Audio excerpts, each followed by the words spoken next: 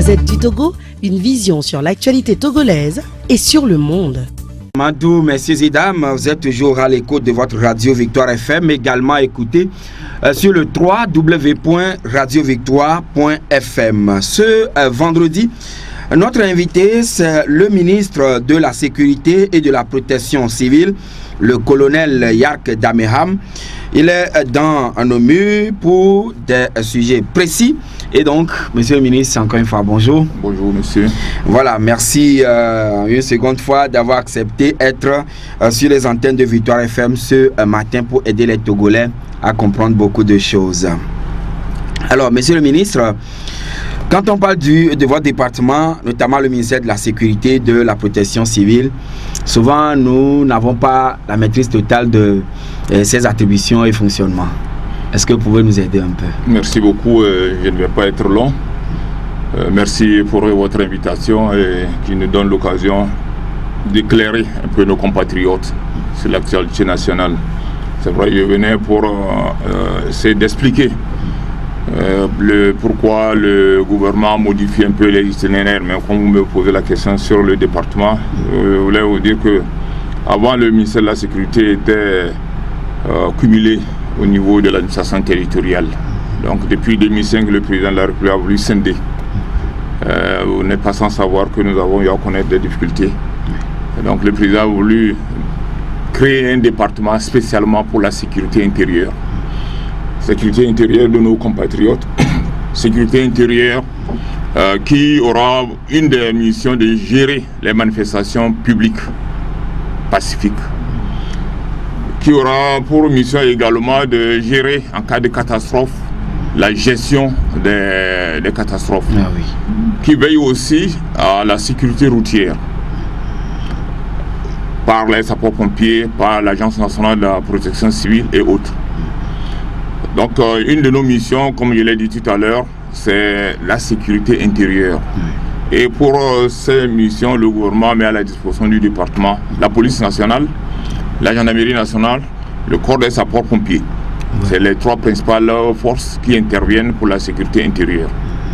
Voilà. Est-ce que c'est toujours par rapport à cette sécurité intérieure que, entre-temps, vous aviez pensé ou bien vous aviez initié ce que nous appelons la police de proximité? Effectivement, vous savez, depuis les années 90, il y a eu une crise de confiance entre la population civile et les forces de sécurité, les forces de défense et de sécurité. Alors il faut réfléchir pour briser cette glace-là entre les deux catégories sociales. On est condamné à vivre sur le même territoire. Les forces de défense et de sécurité ont pour mission d'assurer la protection des personnes et des biens sur notre territoire. Il n'y a pas de raison qu'il n'y ait pas entente, qu'il n'y ait pas compréhension entre les identités. On ne peut pas faire un travail dont le bénéficiaire ne se rend pas compte ou dont le bénéficiaire ne se sent pas concerné. Et ça, nous avons, ce n'est pas au Togo seulement, il y a beaucoup de pays qui l'ont aussi adopté et qui ont eu des résultats. La police de proximité ou la police citoyenne. Qu'est-ce que cela veut dire? Ça veut dire qu'il faut que la police se rapproche davantage de la population. Il faut que le citoyen se sent concerné par les activités de la police en apportant sa contribution pour rassurer ou renforcer la paix sociale. Voilà. Alors, vous l'avez dit tout à l'heure qu'il y a la police, la gendarmerie, le corps des sapeurs-pompiers qui font partie intégrante donc, de votre département, mais en matière de maintien ou d'encadrement des manifestations publiques, lequel de ces corps intervient? Les trois interviennent. Quand il y a une manifestation publique, vous avez la police, la gendarmerie qui gère. Les sapeurs-pompiers sont en attente, on ne sait jamais. Ah oui. S'il y a des accidents, ils interviennent. Une des missions de la police et de la gendarmerie, c'est la police, ce que nous appelons la police administrative, c'est-à-dire la prévention. Prendre les dispositions pour que l'ordre public règne dans la cité. Et une autre, c'est, si vous me permettez, c'est aussi la police, je dirais pas de répression, mais c'est aussi faire en sorte que lorsque quelqu'un est auteur d'une infraction, qu'il soit conduit devant le magistrat, au magistrat de décider de ce qu'il fera de cette personne. Est-ce que c'est ça la police judiciaire? Ou bien ça voilà, la police judiciaire, c'est la procédure qui permet à ces deux corps de conduire l'auteur d'une infraction vers le magistrat, la police judiciaire. Ah oui. Mais l'armée ne concerne pas votre département en matière de maintien d'ordre? En matière de maintien d'ordre, si. Le législateur a prévu des étapes en matière du maintien d'ordre. Et il a classifié les forces. Il y a les forces de première catégorie que nous appelons, qui sont constituées de des commissariats, des brigades de gendarmerie. Ça, c'est la première catégorie. Ces forces interviennent lorsqu'il y a des services d'ordre à exécuter. Oui. Par exemple, vous voulez organiser une réunion, on envoie 2 gendarmes ou 2 policiers pour vous rassurer. Voilà. Il y a les forces de deuxième catégorie. Les forces de deuxième catégorie, c'est les forces chargées du maintien d'ordre. Vous avez les CRI, les compagnies républicaines d'intervention. Vous avez au niveau de la gendarmerie les escadrons de gendarmerie. Lorsqu'il y a des manifestations publiques pacifiques ou des manifestations publiques hostiles, ce sont ces 2 catégories de forces qui interviennent pour maintenir l'ordre ou pour rétablir l'ordre. Lorsque ces 2 forces, police et gendarmerie, se trouvent dépassées, l'autorité a le devoir, a le droit de requérir. Nous avons, peut-être le temps va nous faire défaut, nous avons les réquisitions. L'autorité a le droit de requérir les forces de 3e catégorie qui sont constituées des forces armées. Donc, ce n'est pas exclu au cours d'une opération de rétablissement de l'ordre que l'autorité puisse requérir les forces armées pour venir en appui aux forces de 2e catégorie que constituent les escadrons de gendarmerie et les compagnies républicaines d'intervention. Là, c'est l'autorité qui doit les requérir. Est-ce le procureur, est-ce le ministre, est-ce le président de la République ou quelle institution? L'autorité civile est responsable. Vous savez, l'ordre public dépend de l'autorité administrative. Ah oui. Au niveau du gouvernement, c'est le ministre de l'administration territoriale. Au niveau des préfectures, c'est le préfet. Au niveau de la commune, c'est le maire. Voilà. Donc ces autorités peuvent, en cas de besoin, requérir les forces de 3e catégorie pour appuyer les 2 forces précitées. Monsieur le ministre, le monde aujourd'hui est en proie à des violences jamais égalées dans le passé. Je fais allusion au terrorisme ou au djihadisme. Après le Burkina Faso, Charleville aux États-Unis, c'est au tour hier jeudi de la ville de Barcelone en Espagne d'être attaquée. Alors, monsieur le ministre, pourquoi cette escalade de violence liée au terrorisme actuellement dans le monde? Je ne peux pas vous donner des explications sur cette escalade. C'est un constat général que tout le monde fait. Depuis un certain temps, on peut dire, c'est vrai, ça a toujours existé. Mais ça ne commence pas à prendre de l'ampleur à partir de 11 septembre 2001 aux États-Unis. Donc, aujourd'hui, c'est vrai, il y a des gens qui se sentent peut-être méprisés et qui optent comme solution, il faut semer la terreur. Et c'est ce qu'on constate, que ce soit au Moyen-Orient, que ce soit en Europe ou en Afrique. Vous avez parlé du Burkina Faso, il y a aussi la Côte d'Ivoire qui a été victime. Et ce que nous demandons à chacun, c'est de faire en sorte qu'on puisse mettre fin à cette situation, parce que ça n'arrange personne. Oui, mais l'Afrique de l'Ouest est touchée, vous l'avez dit, le cas de Nigeria, Burkina Faso, la Côte d'Ivoire, même le Mali, le Niger, un peu dans le Sahel, le Tchad également. Mais Dieu merci, pour le moment, on rend grâce à Dieu, le Togo est toujours à l'abri. Mais quand même, est-ce que vous prenez des dispositions pour parer à toute éventualité? Vous l'avez dit, nous devons rendre grâce à Dieu et continuons par le louer pour tout ce qu'il fait pour notre pays. C'est vrai, le gouvernement a la responsabilité de faire en sorte que ça n'arrive pas. Mais cette responsabilité incombe aussi à tout citoyen. Parce que si vous faites le ratio population, force de défense et de sécurité, on a peut-être un policier pour 400-500 habitants. Ça, c'est complètement insuffisant. C'est pour ça que nous demandons à nos compatriotes d'être aussi agents de sécurité. En quoi faisant? Vous constatez un fait anormal, une présence anormale dans votre quartier. Il faut la signaler aux forces de sécurité. Automatiquement. Automatiquement. Il ne faut pas perdre du temps. Parce que souvent, les gens jouent à l'indifférence. Non, il n'est pas venu chez moi, ce n'est pas mon problème. Aujourd'hui, la paix, la sécurité, c'est le problème de nous tous. Oui. Donc, vous constatez une présence anormale, un individu qui rôde, que vous n'avez jamais connu, que vous ne connaissez pas. Il faudrait, parce qu'en tant que citoyen, vous ne pouvez pas aller lui demander qui êtes-vous, qu'est-ce que vous faites. Mais il y a des institutions que l'État a créées pour faire ce travail-là. Donc, il vaut mieux passer par ces institutions pour éviter le regret après. Mais qui sont la gendarmerie, la police, etc. La gendarmerie, la police, l'autorité civile notamment. Venons-en à ce pourquoi nous vous avons invité ce matin, Monsieur le ministre. Demain, samedi, le PNP organise, on dirait, une série de marches à travers 5 préfectures de notre pays.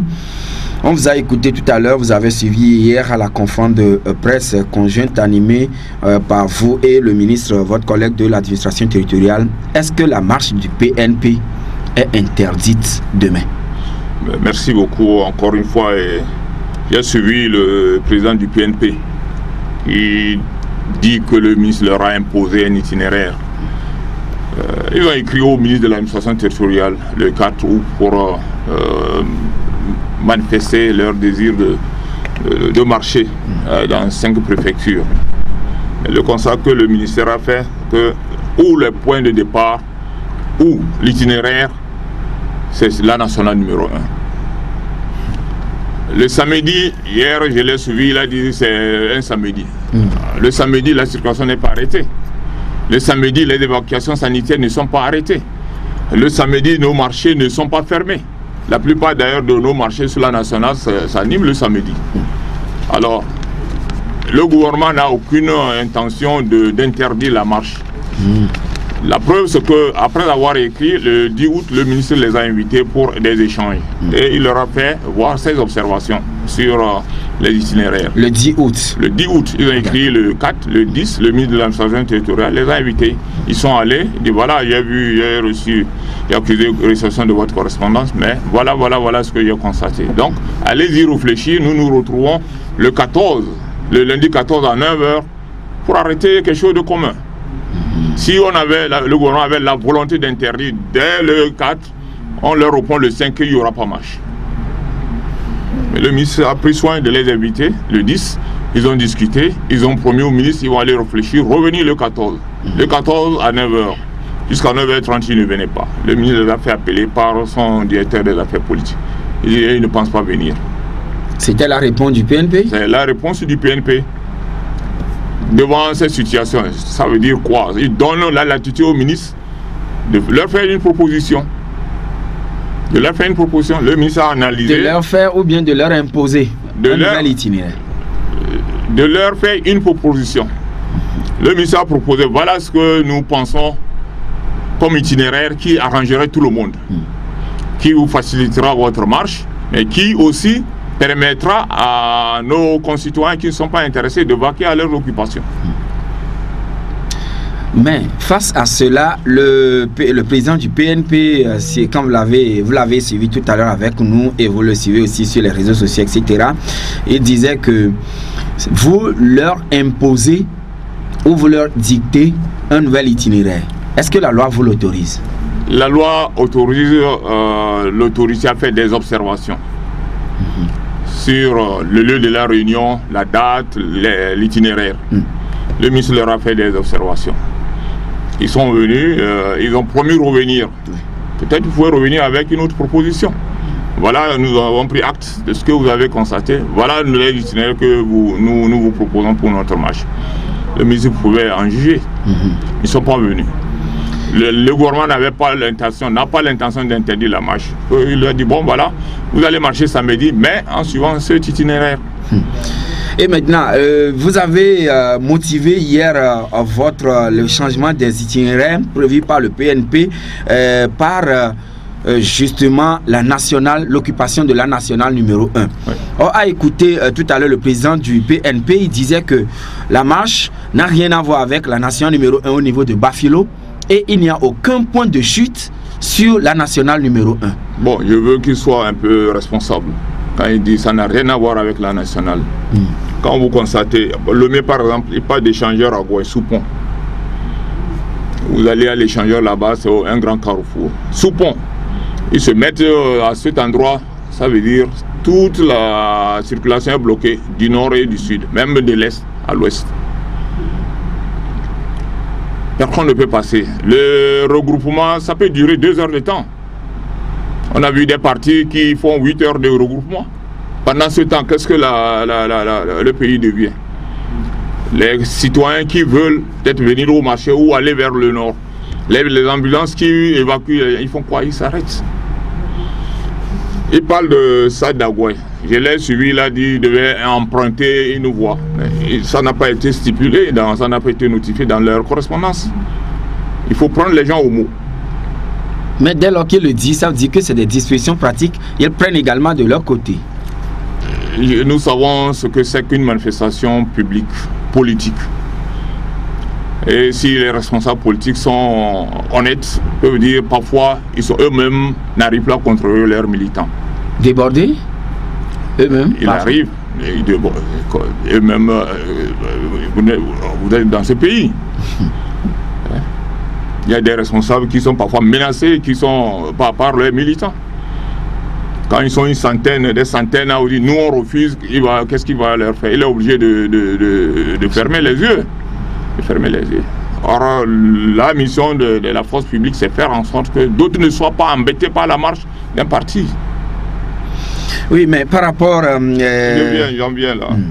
Il a parlé également de... Je prends 2 exemples. De Kara, Carrefour, Université de Kara. Le Carrefour, c'est sur la nationale. Et ils vont démarrer de là, emprunter la nationale jusqu'à la station Shell, Toumde, avant d'aller vers le commissariat central. Pendant ce temps, qu'est-ce que la circulation devient? À Nié, le long de les banques là sont construites le long de la nationale. Il dit, la marche ça peut durer 3 heures de temps. Et vous voyez un véhicule en train de faufiler entre les marcheurs parce que la route est barrée. Le problème est simple. Le gouvernement leur a donné une ouverture. Le point de presse d'hier, c'est pour leur dire, voilà ce que nous avons constaté. Vous avez le temps. Il dit, voilà, bon, nous avons pris acte. Voilà l'itinéraire que nous voulons emprunter. Ou karma. Je ne sais pas si ils ont autre objectif pour les itinéraires ou ils veulent seulement marcher. Ou aller exprimer leur point de vue sur le sujet politique. Sinon, pour ce qui me concerne, je ne vois pas de problème. Le gouvernement leur a proposé un itinéraire qui part du point A vers un point B, où ils peuvent faire leur manifestation. À Lomé, leur point de chute, c'est Carrefour GTA. Oui. GTA, vous avez... je ne sais pas comment vous l'appréciez. Ils vont venir rester au GTA peut-être pendant 4 heures de temps. C'est vrai, il y a d'autres rues. Ils disent l'emplacement où il y a des voitures des venues de France, quelque part là-bas, c'est à cet endroit. Stade d'Agoué, GTA. Quand on nous dit GTA, c'est le Carrefour. Ça, pour le commun du Togolais, c'est le Carrefour. C'est le Carrefour. Mais quand même, monsieur le ministre, il n'y a pas possibilité pour vos éléments de pouvoir les encadrer sur une voie, puisque c'est une voie à double sens, même au point de départ, de les encadrer jusqu'à ce qu'ils soient confinés sur un endroit et laisser passer les autres Togolais. Il a dit qu'il faut prendre les gens au mot. Il a dit sous-pont. Maintenant, si les éléments viennent dire quitter le sous-pont, aller ailleurs, on dit non, nous avons écrit à l'autorité civile, nous avons précisé là où nous devons faire notre regroupement. C'est au moins à qui la faute. Maintenant, votre point de presse hier, est-ce synonyme de apprendre ou il n'y a pas marche? Il n'y a pas de choix. Le gouvernement, je le redis encore, n'a aucune intention de freiner ou de bloquer ou d'interdire des activités politiques. Mais le gouvernement a le devoir aussi de faire en sorte que les autres citoyens ne soient pas gênés par les activités politiques d'une formation. Donc, est-ce qu'il n'y a pas... Oui. Ils auraient pu, je crois que le bon sens les guider à venir voir le ministre le lundi 14. Voilà, nous avons pris acte, mais l'autorité vous invite pour une séance de travail, vous dit vous ne pouvez pas faire le déplacement. Ça veut dire quoi? Vous lui donnez la latitude de vous, il a dit imposer de vous. J'ai dit pas imposer, mais vous dire vous devez faire ça. Il n'y a pas de choix à faire. Il n'y a pas de choix à faire. C'est vrai, la démocratie ne dit pas que le citoyen doit imposer à l'État ce qu'il veut faire. L'État a la responsabilité de l'ordre public. Si le gouvernement estime, avec cet itinéraire, on évite le trouble à l'ordre public, on leur dit. Le PNP n'est pas le premier parti à organiser des marches dans ce pays. Nous avons eu à gérer, nous avons eu à avoir des séances de travail avec des responsables des partis politiques et on s'est accordé à la fin. Et ça se passe très bien. Oui, mais y a-t-il d'autres raisons, manifestement, que le gouvernement cache aux citoyens qui seraient en train de mettre l'État dans tous ces États? Excusez-moi là pour la tautologie, mais c'est des mots différents. Bon, s'il y a d'autres raisons, je dis l'ordre public incombe au gouvernement. L'ordre public incombe au gouvernement. Vous suivez les déclarations des uns et des autres sur les réseaux sociaux. Aujourd'hui, il ne faut pas minimiser. Vous m'avez tout à l'heure interrogé sur le terrorisme. Rien n'est à prendre à la légère. Rien n'est à prendre à la légère. Quand on suit les déclarations, les déclarations sur les réseaux sociaux des partisans du PNP, on se dit attention. Nous devons prendre toutes les mesures pour éviter le débordement, pour éviter le regret demain. C'est-à-dire que le PNP, dans l'entendement du gouvernement, serait en train de tisser des relations avec des mouvements, entre guillemets, terroristes. Ça incombe aux responsables du PNP. Mais je vais leur dire quelque chose. Il ne faut pas jouer avec le feu. Hier, à l'administration terroriste, il y a plus de 113 partis politiques dans notre pays. Et c'est la première fois que nous constatons qu'un parti politique envoie des émissaires dans les pays voisins pour mobiliser les gens pour venir manifester sur le territoire national. Et il envoie des émissaires dans des zones où les ressortissants d'une région de notre pays sont concentrés pour leur demander de venir manifester. Et peut-être ce sont ces sympathisants, ce sont ces militants. Ce sont ces militants. Aujourd'hui, ce que vous appelez ces militants, on ne peut pas être militant de deux pays ou de deux partis politiques, des pays différents. Ce sont des Togolais ou bien? Ce sont des Togolais. Autrement dit, si on prend le cas du Ghana, vous avez cité hier le cas du Ghana, le cas du Nigeria.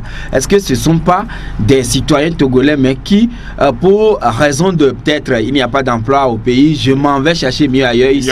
Il y a des endroits, il y a plusieurs endroits où nous avons les ressortissants de notre pays, dans les pays voisins. Mais lorsqu'on est focalisé sur certains endroits, dans les pays voisins. Des endroits suspects?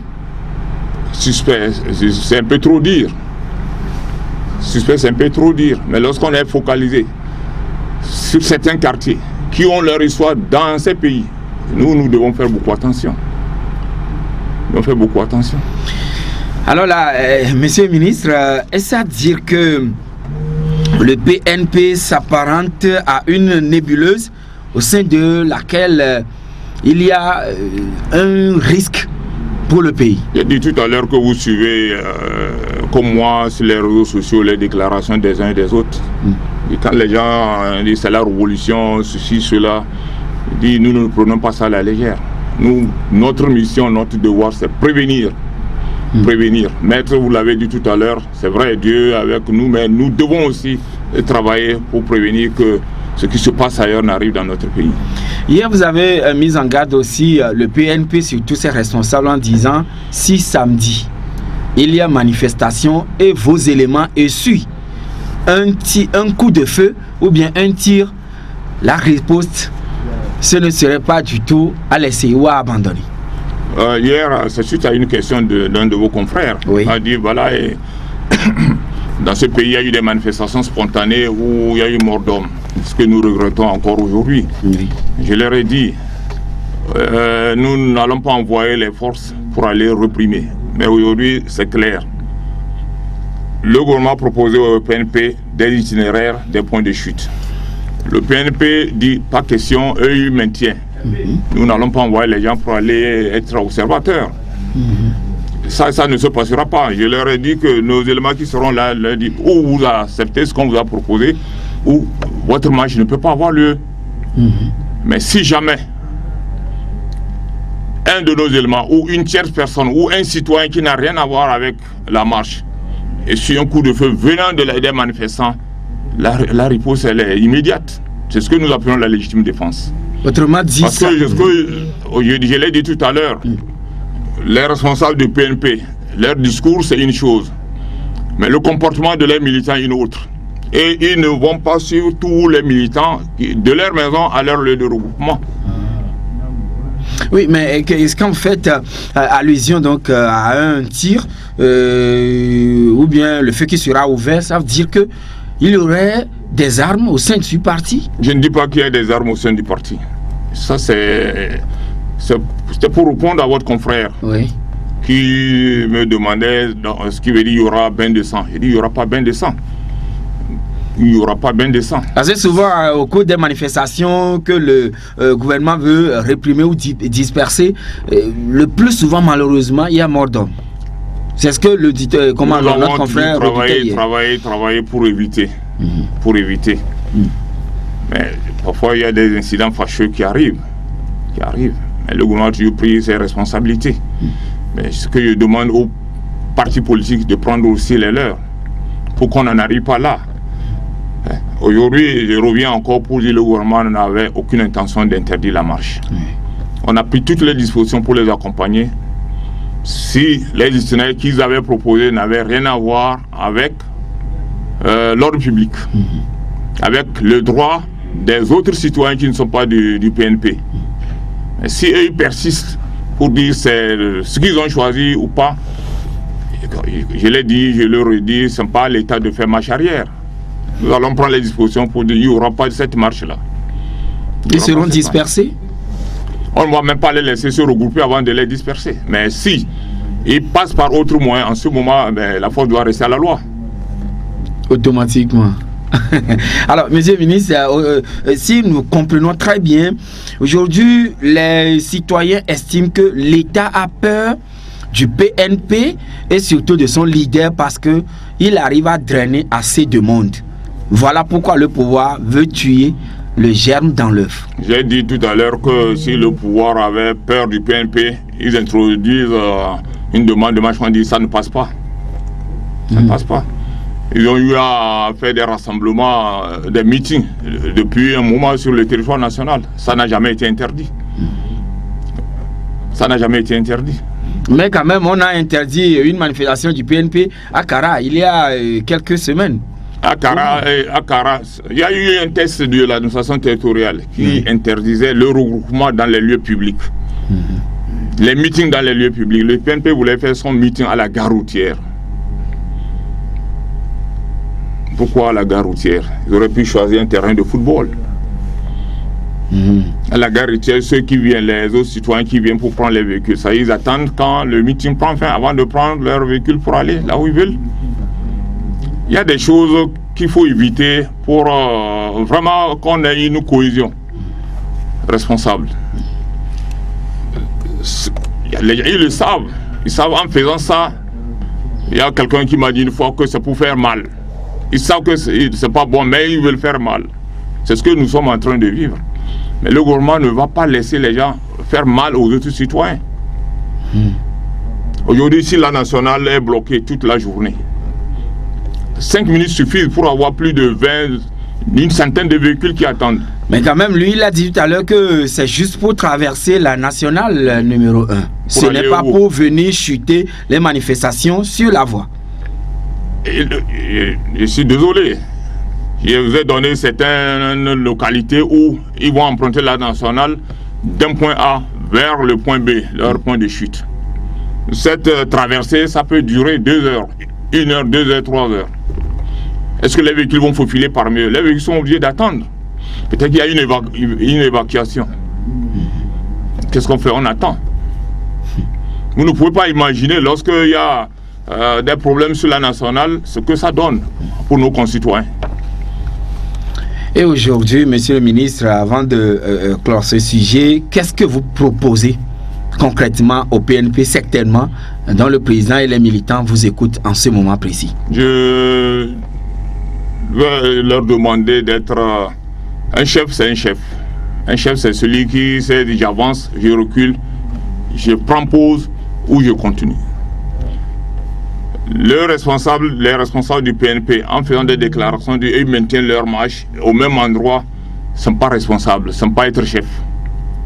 Que ce soit du côté militaire ou du côté civil, ne sont pas être un bon responsable. Il ne faut pas pousser vos militants vers le débordement, vers des lendemains incertains. Hier, je l'ai dit, je souhaite que le premier responsable du PNP revienne sur terre. Le gouvernement nous a fait une proposition. Ok, ils se retrouvent au niveau de leur état-major. Oh, c'est eux qui commandent, je peux dire, c'est eux qui commandent leurs militants. Mais si eux, le premier responsable, ils ne commandent pas dire on ne va pas exécuter, mais le militant de base, lui, il saute au ciel, sachant que ça ne va pas se passer ainsi. Donc je leur demande vraiment la sérénité. La sérénité. Le gouvernement n'avait aucune intention d'empêcher ou d'interdire leur marche. Vous pensez que c'est normal, l'autorité vous invite pour une séance de travail, vous ne venez pas et vous osez lui dire je ne viens pas. Peut-être demain ils seront aux affaires. Je vois le responsable du PNP ou un des responsables inviter un citoyen qui lui dira je ne viens pas. Il faut, si vous aspirez, il faut commencer par respecter les normes. Est-ce que c'est par cette crainte que UNIR, qui avait prévu aussi manifester, vous leur auriez demandé d'arrêter ou bien de reporter Sinédier? Le gouvernement, à mon sens, je ne sais pas si le parti UNIR avait déjà introduit une demande. C'est vrai, il y a eu des propositions et les premiers responsables du parti ont dit non. Ne donnons pas le flanc aux autres. On sursoit la manifestation et on verra dans le temps. On va marquer une pause et on revient tout à l'heure pour d'autres préoccupations. Messieurs et dames, soyez toujours branchés sur la 96.3. Les 5 retours en studio avec notre invité, le ministre Yak Damham, ministre de la Sécurité et de la Protection civile. Alors, monsieur le ministre, avant d'aborder un autre sujet, il y a beaucoup de Togolais qui envoient aussi d'autres questions en disant la nation numéro 1 parfois est occupée aussi par les chemins de croix, mais ça, vous ne les interdisez pas. C'est vrai que les catholiques parfois demandent à organiser la marche sur le chemin de croix que vous demandez, dont vous parlez tout à l'heure. Oui. Et c'est pour combien de temps? Nous sommes quand même croyants. Nous sommes croyants. C'est des choses à ne même pas discuter. Si on est Togolais croyant, on ne va pas discuter. On ne va pas comparer chemin de croix et une marche politique. Il a dit tout à l'heure dans ses tests pour exiger ceci, cela. Nous entendons exiger, c'est obtenir ce qu'on veut avant de s'en aller. Mais est-ce que nous pouvons comprendre qu'à partir d'aujourd'hui, aucune formation politique ne peut donc occuper la nation numéro 1, ne serait-ce que quelques minutes en voulant faire une manifestation? Occuper la nationale pour faire une manifestation, je dirais non. Traverser, je peux dire oui. Et ça dépend. Lui, vous avez 5 préfectures. Vous avez 5 préfectures qui sont touchées par l'occupation de la nationale. Ça, c'est presque tout le pays. On n'a pas 2 voies qui quittent le mai vers le nord. C'est la nationale numéro 1. Vous sortez après Tchévier, c'est fini. Mais Bafilo n'est pas concerné. Où? Bafilo. Mais si Kara est bloqué, il faut d'abord arriver à Bafilo. Vous ne pouvez pas arriver à Bafilo parce que Kara est bloqué. Vous ne pouvez pas arriver à Bafilo parce que du côté de Sogodé, c'est bloqué. On ne va pas prendre les gens par avion pour les faire atterrir à Bafilo. Et le samedi, c'est le marché de Bafilo. Ils partent de la gare routière qui est au marché. Monsieur le ministre, nous savons que vous êtes le vice-président du comité du Hajj, c'est-à-dire les frères togolais, les concitoyens ou les citoyens togolais qui vont à la Mecque pour le pèlerinage. Dans quelles conditions le Hajj, les pèlerins plutôt du Hajj ont pu voyager cette année? Merci beaucoup, merci pour ce volet, parce que c'est aussi de notre responsabilité. Et je voudrais rendre grâce à Dieu pour tout ce qu'il fait pour notre pays. Et remercier aussi le président de la République pour son implication dans l'organisation du Hajj. Parce que depuis un certain nombre d'années, le Togo avait un quota de 1625 pèlerins. Le constat, c'est qu'il y a plus de demandes que de places disponibles. Et en 2014, le président avait écrit au roi d'Arabie Saoudite qui a augmenté 500 pèlerins à notre pays. Donc cette année, le Togo a envoyé 1825 pèlerins. 1825 pèlerins. Les préparatifs ont été suivis de bout en bout par la commission depuis l'annonce de l'ouverture de la campagne du Hajj jusqu'à hier. Donc nos derniers pèlerins sont partis hier, au nombre de 227. Je peux vous dire que la préparation s'est bien déroulée. Oui. Et les agences ont eu à enregistrer des pèlerins, ont fait les formalités. Il y a le côté médical, le suivi médical, il y a le suivi sécuritaire également. Oui. Et jusqu'à hier, les derniers pèlerins sont partis. Actuellement, ils sont à Médine. Voilà. Et quand ils arrivent là-bas, est-ce que l'autorité a toujours son œil sur eux pour qu'ils reviennent encore en toute sécurité? Parce qu'on se rappelle bien d'un moment douloureux là, où il y a eu bousculade là-bas et des pèlerins, dont des Togolais, étaient morts. Non. Si vous dites dans les pèlerins dont les Togolais étaient morts, cette année-là, nous avons dit que Dieu aime beaucoup le Togo. Oui. C'était en 2015. Oui. Lors de cette bousculade, le Togo n'a pas eu à enregistrer de morts au lieu de ce drame. Mais nous avons eu à enregistrer d'autres morts qui n'avaient rien à voir. Avec la bousculade. Avec la bousculade. Vous savez, c'est la vie qui continue. Oui. Certains partent bien portants, ils peuvent revenir un peu malades, ou ils partent un peu malades, ils reviennent bien portants, ou ils partent bien portants, et la mort peut arriver n'importe où. Oui. Donc nous avons eu l'année à perdre 12 compatriotes qui n'avaient rien à voir avec la bousculade. Lorsqu'ils partent, il y a une délégation.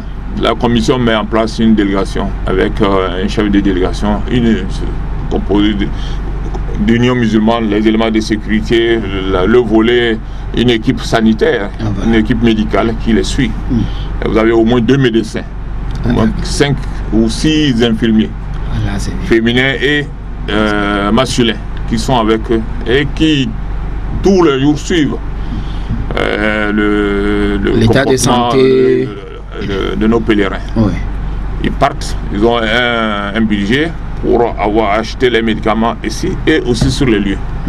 Les éléments de sécurité, vous savez, nous avons aussi, ça, il faut que je vous le dise, nous avons certains compatriotes qui sont résidents en Arabie Saoudite. Le constat que nous avons fait, pour faire le Hajj, il faut s'inscrire. Et il faut être en situation régulière. Certains ne sont pas en situation régulière, mais ont envie de faire le Hajj. Donc ils profitent de l'arrivée de nos pèlerins pour se glisser dans le groupe. Et parfois, vraiment malmenant les personnes âgées. C'est pour ça que nous renforçons la délégation officielle avec les éléments de sécurité qui veillent. Nos pèlerins partent, ils ont des badges de reconnaissance. Donc celui qui est là-bas n'a pas de badge et lorsqu'on le trouve, il faut chercher à comprendre. Il fait quoi dans cette chambre? Pourquoi il occupe ce lit? Même s'il y a complicité entre lui et un pèlerin régulièrement inscrit, vous décelez cela? Bien sûr. Parfois, il y a des personnes âgées. Où ils sont là et la personne vient me dire vous revenez et il est sur votre lit. Donc aujourd'hui, aux entrées, avec l'appui de la police saoudienne, on filtre. Vous venez, vous devez montrer votre badge avant d'avoir accès aux immeubles. Mais il y a pour le compte du Hajj de cette année des restrictions en matière de produits à porter sur soi pour aller en Arabie Saoudite. Quand on va pour faire le Hajj, on ne va pas pour faire du trafic. Le Hajj, trafic ou bien commerce? Il dit trafic. Ah d'accord. Il dit trafic parce que c'est des produits prohibés par le Royaume d'Arabie Saoudite. Que ce soit le tramadol ou la cola. Parce que c'est des excitants. Mais la cola, c'est quand même quelque chose qu'on consomme. Ouais, nous, Africains, nous consommons la cola, mais avec des effets. Quelqu'un vous dira quand il prend une demi-noix de cola, il fait 24 heures ou 2 jours sans dormir. Sans dormir. Donc c'est interdit, aucun pèlerin ne peut avoir cela sur lui. Nous avons recommandé à nos pèlerins d'éviter de se créer des problèmes inutiles. Le royaume a interdit ces produits-là, la cola, le tramadol, tout ce qui est stupéfiant, tout ce qui est dopant, tout ce qui est excitant, c'est interdit. Ils vont pour faire le Hajj, vous allez pour faire votre pèlerinage. Cette année, le premier vol, nous avons eu à attirer leur attention. Malheureusement, certains ont réussi à passer avec certains colis de cola. Et ça a amené la police saoudienne à bloquer nos pèlerins pendant des heures à l'aéroport. Et lorsque nous avons eu le message par le consul, on a serré davantage le contrôle, la fouille. Et ce qui a fait que les 4 autres voyages, les gens sont allés vraiment tranquillement. Sans avoir de cola ni de tramadol dans leur bagage. Nous allons permettre maintenant, messieurs, dames, vous qui nous écoutez et vous avez peut-être une question à poser à notre invité de ce matin, vous êtes le bienvenu. Cependant, il faudra que vous soyez totalement courtois et pas de grossièreté, sinon vous risquez de se voir retirer l'antenne. Ce n'est pas pour vous demander de caresser dans le sens du poil, mais quand même poser les questions de manière responsable. Et nous allons prendre le premier intervenant qui est en ligne avec nous. Il s'agit de Didier. Didier, bonjour. Bonjour, monsieur le ministre. Bonjour, monsieur. Monsieur le ministre, on vous fait un peu nerveux ce matin-là, n'est-ce pas, de vos habitudes là. Bon, moi j'ai l'impression que le gouvernement essaie chaque fois de régler les problèmes par la force et non par la pédagogie. Ma question, est-ce que vous pouvez m'expliquer entre les recommandations et impositions? Parce que dans les articles que vous avez lu tout à l'heure, vous n'avez pas dit recommandations, mais vous n'avez pas dit imposer même. Quand vous proposez la personne, vous êtes censé imposer. Est-ce qu'il y a pas une différence entre recommandation et imposition? Je vous remercie. Merci, bien noté pour vous, Didier, et il vous répondra dans un instant. On va prendre le deuxième intervenant qui est en ligne avec nous. Kodjo, bonjour. C'est Kokou, hein? D'accord, nous écoutons Kokou. Bonjour, monsieur le journaliste. Je voudrais poser une question à monsieur le ministre. Pourquoi au Togo, s'il y a manifestation, le gouvernement ne prend pas soin d'appeler les responsables qui font la manifestation pour qu'ils discutent sur ce qu'ils demandent? C'est-à-dire, ils réclament quelque chose. Pourquoi ils n'ont pas la notion d'appeler les gens pour discuter? Ils laissent les gens marcher. Parce que je voudrais savoir si c'est pas... quand on laisse les gens marcher comme ça, est-ce que c'est bon? Et moi, à mon avis, c'est pour les appeler, puis discuter sur ce qu'ils demandent. Et puis ce soir, ce marché-là, cette marche-là, c'est ce que je vous ai demandé. Pourquoi ils n'ont pas cette notion? D'accord. Bien noté. On prend le troisième intervenant, il s'agit de Francis. Bonjour. Oui, bonjour, Bastien. Oui. Monsieur le ministre. Bonjour, monsieur. Je voudrais d'abord saluer tous les efforts pour du peuple. Vous parlez un peu plus fort pour que nous puissions bien vous écouter. Je disais bien que je voudrais saluer les efforts qu'entreprend monsieur le ministre chaque fois que Dieu fait, et parce qu'il est serviteur du peuple. Merci d'abord à cela. Mais ma question est ceci. À partir du moment où quelqu'un doit organiser un événement, et tient d'être police courtois, parce que vous nous avez dit tantôt d'être courtois,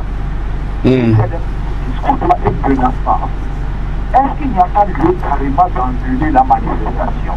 Parce que ça peut amener Quand le responsable même fait quelques propos menaçants, je l'ai suivi hier sur l'antenne, et ces propos même sont menaçants. Est-ce que ça n'empiète pas sur la paix et la sécurité, pas souhaiter dans d'autres pays qui vivent des situations un peu difficiles et que nous voulons pas sauvegarder? Merci. Bien noté, cher ami. On prend le 4e intervenant. Il s'agit de Armand. Noukounou, bonjour. Oui, bonjour. Bonjour, monsieur le ministre. Bonjour, monsieur. Oui, monsieur le ministre, vous savez, nous savons que dans les grandes démocraties, dans les grands pays, les partis politiques ne manifestent pas, n'organisent pas des manifestations de rue.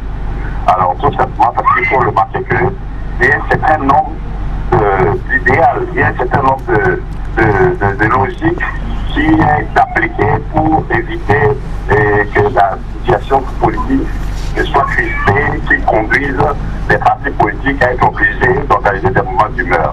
Alors pourquoi nous, on ne peut pas aller directement, quand nous prenons la paix, pourquoi nous ne pouvons pas directement droit au but, aller en amont sur des solutions qui peuvent nous permettre. Nous avons des exemples un peu partout. Pourquoi est-ce que nous ne pouvons pas aller vers l'essentiel au lieu de toujours vouloir... Oui, alors, monsieur Noukounou, monsieur...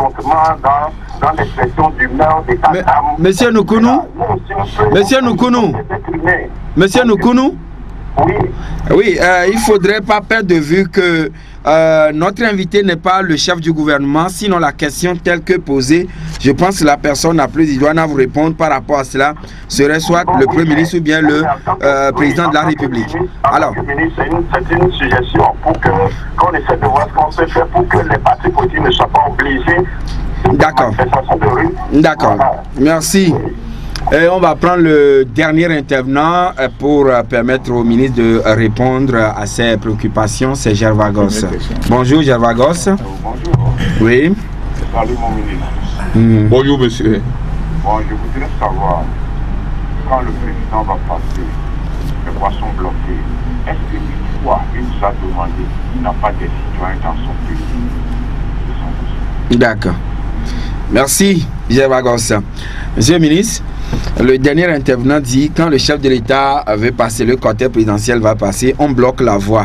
Mais en ce moment, est-ce qu'on pense aussi aux citoyens qui doivent vaquer librement à leurs activités aussi? Merci beaucoup. Je voulais d'abord remercier tous les intervenants pour leur franc-parler. Le cortège présidentiel, le passage du cortège présidentiel dure combien de minutes? Ça prend parfois du temps hein, et les bérets verts versent parfois dans le zèle. Non, ils ne versent pas dans le zèle, ils font leur travail. Et le président de la République, c'est le premier responsable du pays. Parfois, nous recevons des hôtes de marque. Aujourd'hui, vous m'avez parlé de la situation qui prévaut dans la sous-région et dans le monde entier. Oui. J'ai dit l'essentiel, il faut prévenir. Il faut prévenir.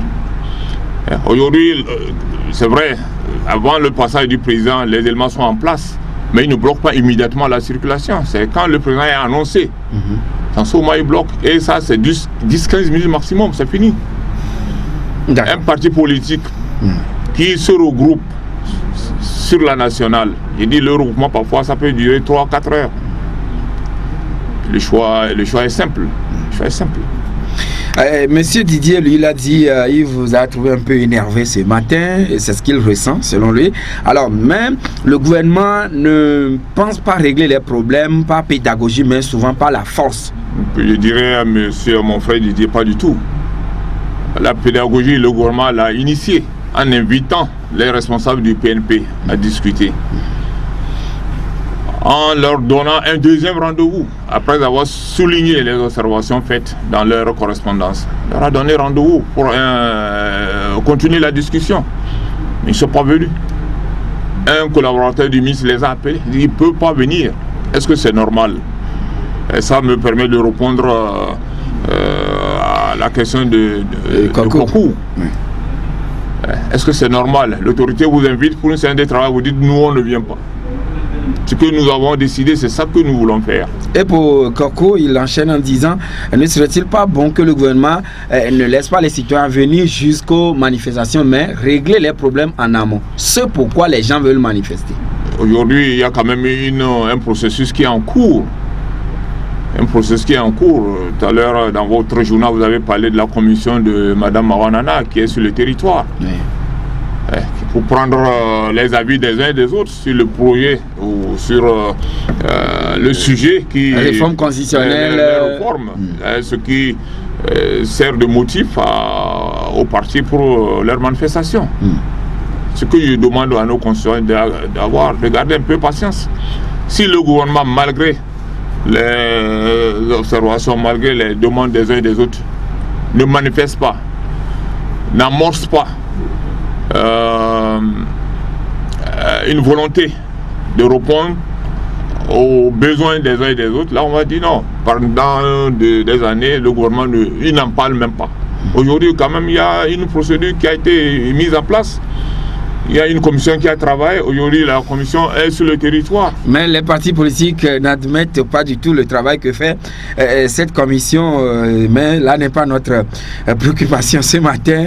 Mais Monsieur le ministre, Francis disait tout à l'heure que quand des responsables politiques tiennent des propos menaçants, n'y a-t-il pas lieu d'annuler purement simplement la manifestation? Ça, c'est encore une fois montrer la bonne foi du gouvernement de ne pas empêcher l'expression des activités politiques des uns et des autres. Mais nous demandons aux responsables des partis politiques d'être vraiment responsables.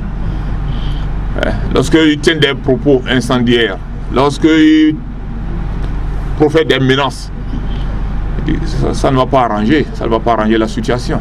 Au contraire. Au contraire. Mais en réalité, on trouve quand même que c'est comme si le PNP fait peur à l'ensemble du gouvernement. Le PNP ne fait pas peur. Le gouvernement a tous les moyens pour mettre le PNP au pas. Mais on ne veut pas aller là. Le PNP, s'il fait peur, c'est compte tenu de ce qu'il développe. Et pas seulement au gouvernement, mais ça doit faire peur à tous les citoyens. Quels que soient les problèmes que nous avons, aujourd'hui, au moins, il y a une certaine cohésion entre les Togolais. Mais Monsieur le ministre, le PNP fait peur à travers ce qu'il dit. Alors, ou ce qu'il fait peut-être. Alors ça ne risque pas de créer une psychose? C'est pourquoi je dis, je demande aux responsables du PNP d'éviter de tenir des propos qui risquent de mettre à mal les autres concitoyens. Quand le PNP, il le dit et ils le font. C'est la révolution. Quand on parle de révolution, c'est pas une bonne chose. Pas une bonne chose. Nous avons vu des révolutions qui se sont mal terminées.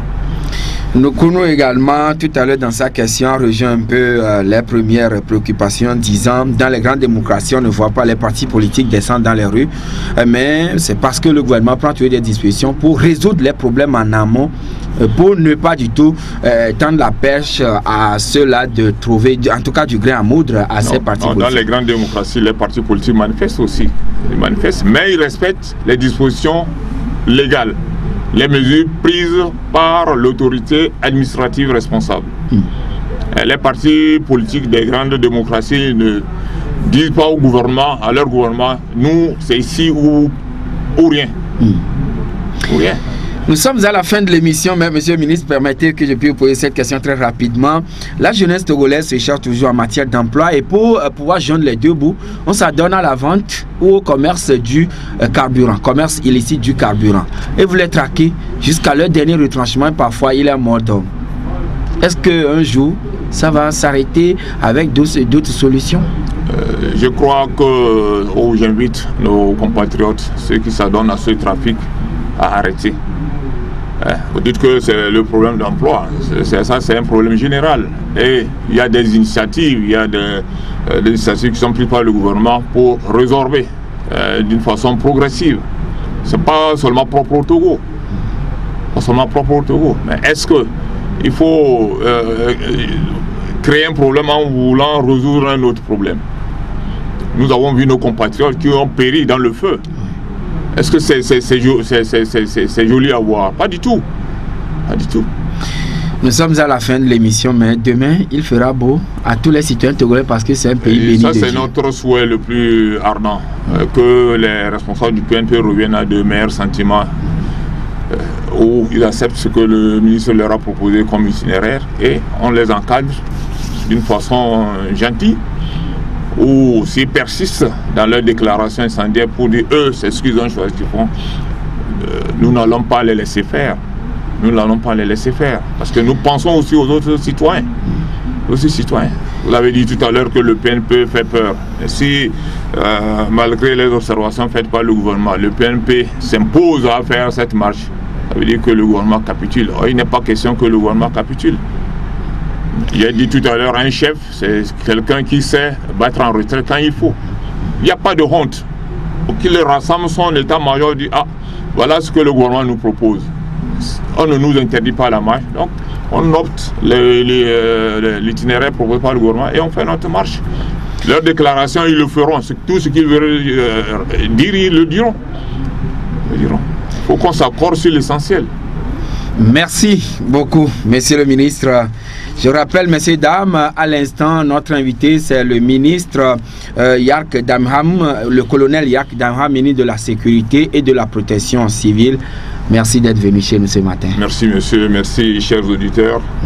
Et merci encore pour m'avoir donné cette occasion de dire à nos concitoyens que le gouvernement n'est nullement contre le PNP, mais que le PNP n'empêche pas les autres citoyens de vaquer à leurs occupations. Et comme aujourd'hui c'est le vendredi, nous vous connaissons, vous êtes El Hadj Yark Damham, alors nous vous souhaitons un vendredi béni de Allah. Merci beaucoup. C'est fini pour aujourd'hui, merci à tous de nous avoir reçus chez vous, messieurs, dames. Le rendez-vous prochain c'est à 8h30 avec Jacob Ahama et toute l'équipe de la rédaction pour le journal en éveil. N'oubliez pas, à 13h nous serons là tout comme à 18h, mais cette émission sera rediffusée à 22h. Bonne journée à toutes et à tous et surtout salut à tous ceux-là qui nous écoutent depuis l'étranger, autrement dit les Togolais de la diaspora. La Gazette du Togo, une vision sur l'actualité togolaise et sur le monde. Rejoignez-nous sur le www.